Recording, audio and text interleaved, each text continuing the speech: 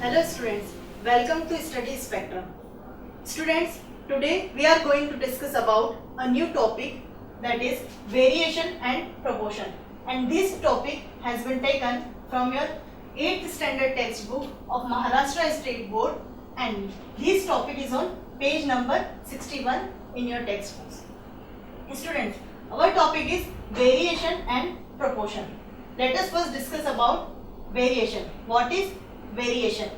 Variation means increasing or decreasing of any quantity. What is variation? Increasing or decreasing of any quantity. Here you can see a table. This table is with two quantities, time and distance. Time is in hours and distance is in kilometers.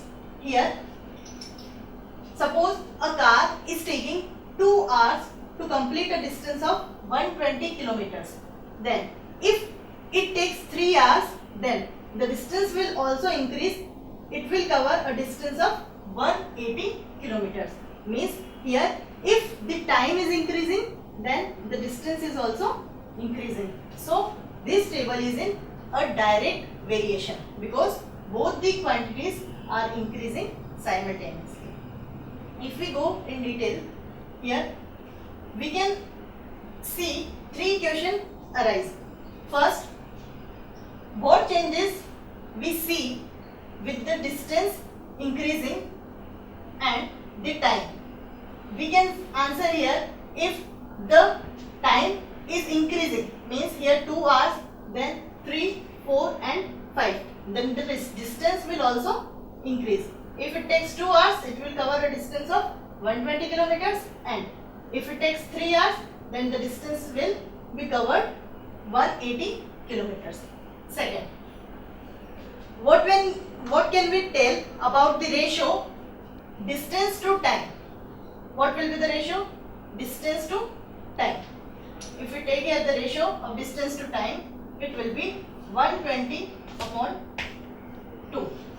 And if you move further, that is again on the second part, the ratio of distance to time will be 180 upon 3. What can we tell about these two ratios? If we reduce it in simpler form, it will be 60 upon 1. And if it is reduced in simpler form, it will be also 60 upon 1. So here we can tell this, the ratio of distance to time will always be equal. If we take ratio here, if here and so on, we always get the ratio 60:1. So here the ratios are equal. Now, if the time and distance both are increasing simultaneously, then this will be in direct variation. So, this will be in direct variation. Whenever two quantities increase simultaneously, there will always be a direct variation. Now, proportion. Here, suppose two numbers 15 and 20. If we take ratio of 15 and 20, what we get? If we take ratio 15 to 20, so we can write this like this, 15 upon 20, and the ratio will be 5 3s are 15, 5 4s are 20, 3 by 4. And if we take two other numbers, that is 21 and 28, and if we find the ratio of these two, 21 upon 28, then the ratio will be 7 3s are 21 and 7 4s are 28. So, the ratio of 15 to 20 and 21 to 28 are equal, 3 by 4 and 3 by 4. So, these numbers are in proportion. What can we say? If the ratios of one pair and this pair, the ratios of two pairs are equal, then those numbers will be in proportion.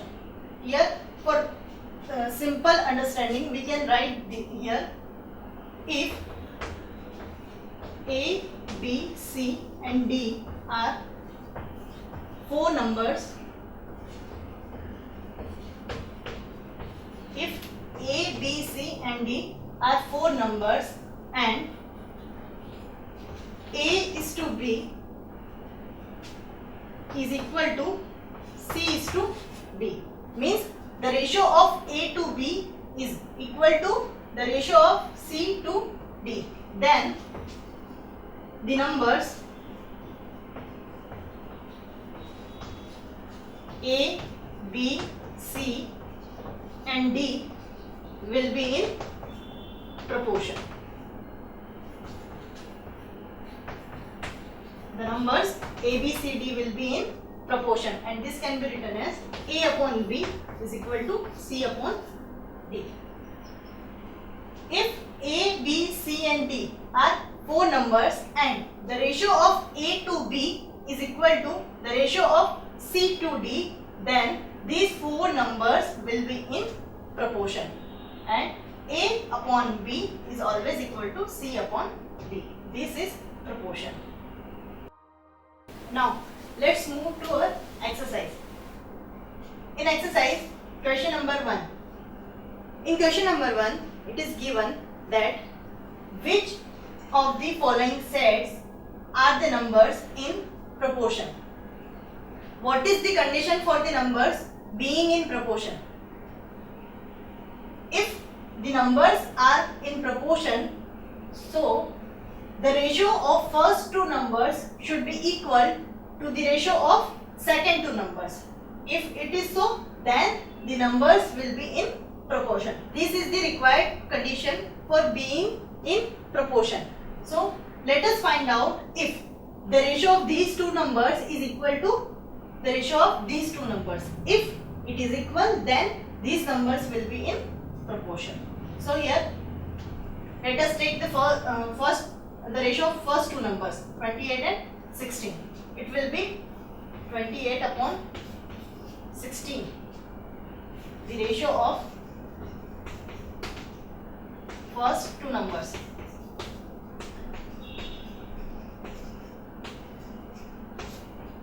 Now 28 upon 16. Both can be divided by 4. 4 4s are 16, 4 7s are 28. It cannot be further divided by the same number. So the ratio of 28 upon 16 is 7 upon 4. Now the ratio of second 2 numbers, 21 upon 12. The ratio of second 2 numbers. It is not necessary to write here. Again 3 4s are 12 and 3 7s are 21. Here we can see the ratio of 28 and 16 is 7 by 4, and also the ratio of 21 and 12 is 7 by 4. So the ratios of these 2 pairs are equal. So these 4 numbers will be in proportion. Here we can write these 4 numbers are in proportion because the ratio of 28 and 16 is equal to the ratio of 21 and 12. So these 4 numbers will be in proportion. Now second part. In this part, again we will find the ratio of these first 2 numbers and these 2 numbers. The ratio of 12 to 32. 12 upon 32. Now 4 3s are 12, 4 8s are 32. The ratio will be 3 by 8. Next, the ratio of 15 to 35. 15 upon 35. 5 3s are 15, 5 7s are 35. Here the ratio is 3 by 7. So here the ratio of 12 upon and 32 is not equal to the ratio of 15 and 35, because the ratio of 12 and 32 is 3 by 8 and the ratio of 15 and 35 is 3 by 7. So these ratios are not equal, therefore these numbers will not be in proportion. So here we will write these numbers will not be in proportion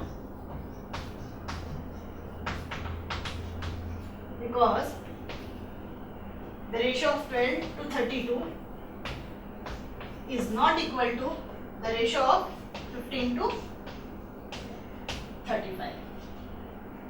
Now in part number 3, again the ratio of 39 to 26. What will be the ratio? 39 by 26. Both can be divided by 13. 13 2s are 26. 13 3s are 39. The ratio will be 3 by 2. Now the ratio of 57 and 38. The ratio of 57 to 38. 57 upon 38. Now by the table of 19 we can divide these two. 19 3s are 57 and 19 2s are 38. So here the ratio will be 3 by 2. Now the ratio of 39 and 26 is equal to the ratio of 57 and 38. So since these two ratios are equal, therefore these four numbers will be in proportion. So here these numbers will be in proportion. Why? Because 39 to 26 is equal to 57 to 38. Now question number 2. In question number 2 it is given that if each of the following group is in proportion, if the numbers of each of the following group are in proportion, then what will be the value of variable in all these three groups? Here you can see three groups are given and it is said that these numbers are in proportion. What is the condition for being in proportion? The ratio of first two numbers should be equal to the ratio of these two numbers. So here we will write first that condition and from that we can get this value, the value of this variable in all the questions. कैसे होगा देखते हैं. For being in proportion, what is necessary? 6:x means the ratio of 6 and x should be equal to 10:15. What is the condition? 6:x means the ratio of 6 to x should be equal to 10:15, means the ratio of 10 to 15. So here in the next step we can write 6:x is 6 upon x equals to 10:15 is 10 upon 15. Now here we will do cross multiplication for finding the value of x. What is cross multiplication? Here the numerator of left hand side and the denominator of right hand side will be multiplied like this and this. The denominator of left hand side will be multiplied to the numerator of right hand side. This is cross multiplication. So here we can write if x is multiplied by 10, then 10x equals to 6 into 15. This is cross multiplication, means x will be multiplied by 10 and this 15 will be multiplied by 6. So here x into 10 is 10x equals to 6 into 15. Now if we want to find out the value of x, we will have to take this 10 to the right hand side of the equal to, and if we take this 10 to the right hand side of the equal to, this will be in division operation because here it is in multiplication operation with x. And if we change the numbers, means we transfer the numbers from one side of equal to the other side, the operation changes. So here in the next step we have 6 into 15 upon 10. Now 2 3s are 6 and 2 5s are 10 and 5 1s are 5 and 5 3s are 10. So the value of x will be 3 into 3, 3 3s are 9. It is our required value for the variable x. What have we done? It is given that these four numbers are in proportion, and for being in proportion, what is the required condition? The ratio of these two numbers should be equal to the ratio of these two numbers. So here it is already given that these numbers are in proportion. So here we can easily write 6 is to x, means ratio of 6 and x is equal to 10 is to 15, the ratio of 10 and 15. Now 6 upon x is equals to 10 upon 15. Now here we have done the cross multiplication. This is the cross multiplication. So after doing the cross multiplication, we get in the next step x into 10, that is 10x is equals to 6 into 15. So here x will be equal to 6 into 15 upon 10. 2 3s are 6, 2 5s are 10, and this 5 and 15 will be cancelled. 5 1s are 5 and 5 3s are 15. So x is equal to 3 3s are 9. This is the value of x.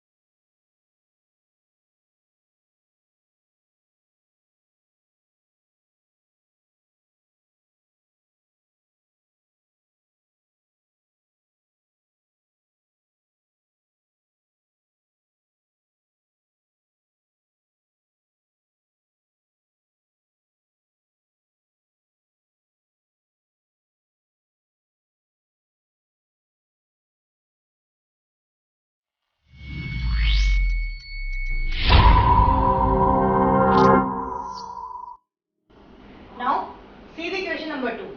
In this question, the variable p is given. We have to find out the value of this p. Again, it is given that these four numbers are in proportion. So here again we will write, for being in proportion,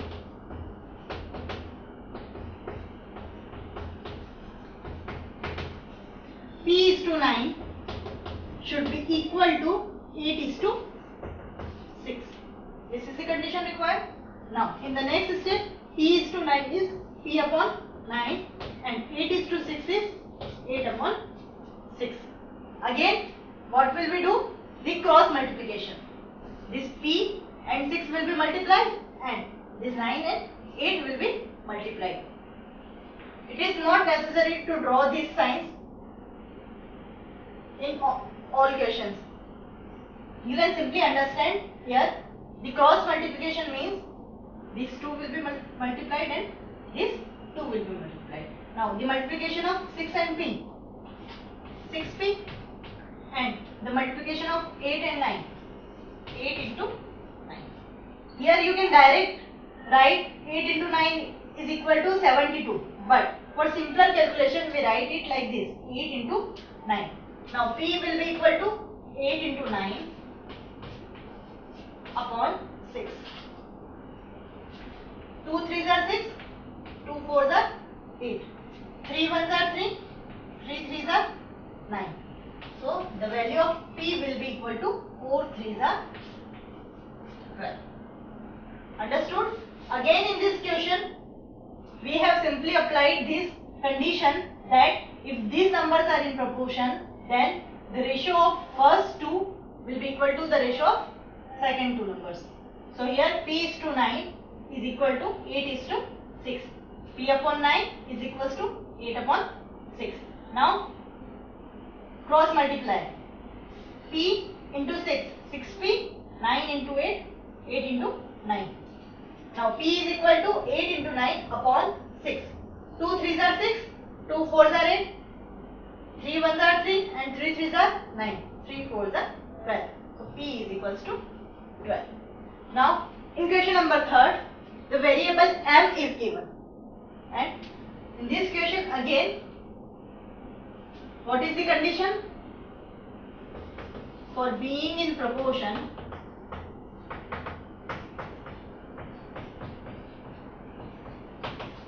what is required?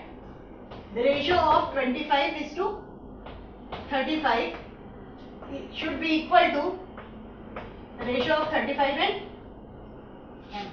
This is the required condition, and we can write this 25 is to 35 as 25 upon 35 and 35 is to M as 35 upon M. Now again cross multiply. So this will be 25 M and 35 into 35. In the next step, M will be equal to 35 into 35 upon 25. Now 5 5s are 25 and 5 7s are 35. Again 5 1s are 5 and 5 7s are 35. So M is equal to 7 into 7, 49. So the value of the variable M is 49. So what have we done in all these three questions? In these three questions we are given with four numbers, with a set of four numbers, and these four numbers are in proportion. So we have simply written here, for being in proportion the condition should be the ratio of 6 and x and the ratio of 10 and 15 should be equal. So in the first step we have written this condition, and on further calculating we get our required values for x, p and m. Now let's move to question number 3. In this question it is given that there is a direct variation between the sale of books and the commission received for it. What is given? There is a direct variation between the sale of books and the commission received for it, and this table gives the value of some sales and some commissions. We have to write these remaining values and complete the table. सबसे पहले what is given, क्या दिया हुआ है? These values are in direct variation. If the values are in direct variation, means this ratio should be equal to this ratio. Direct variation means these four numbers will be in proportion, and in this table it is given that the sale and commission is in direct variation. So our first step will be 50 is to 10 is equal to 250 is to, here we don't have any value, we can write it like x, here y and here z. So for the first, for the value of x,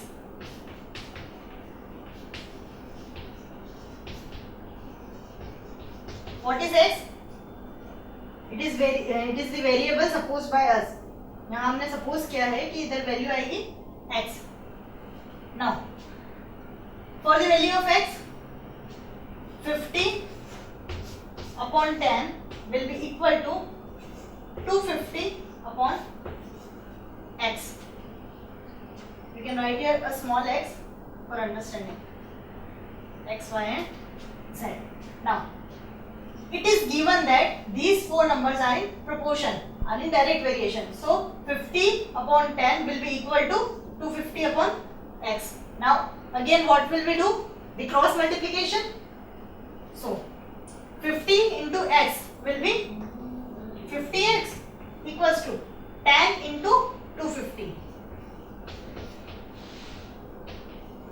In the next step, x will be equal to 10 into 250 upon 50. Now, this 0 and this 0 can be cancelled. 5 ones are 5, 5 twos are 10. So, the value of x will be 2 into 25, that is 50. So, our first remaining value is 50. Why? Because these four numbers in proportion. Why? Because there is a variation, direct variation between these cells and this commission. So 50 upon 10 should be equal to 250 upon x. X for this remaining value. This value. 50 upon 10 equals to 250 upon x. Now on cross multiplication we get x into 50, that is 50x, and 10 into 250. Now x will be equal to 10 into 250 upon 50. 0 and 0 cancel. 5 ones are 5, 5 twos are 10. So the value of x is 2 into 25, 50. Here we can write what is the value of x? 50. Now here is again a remaining value.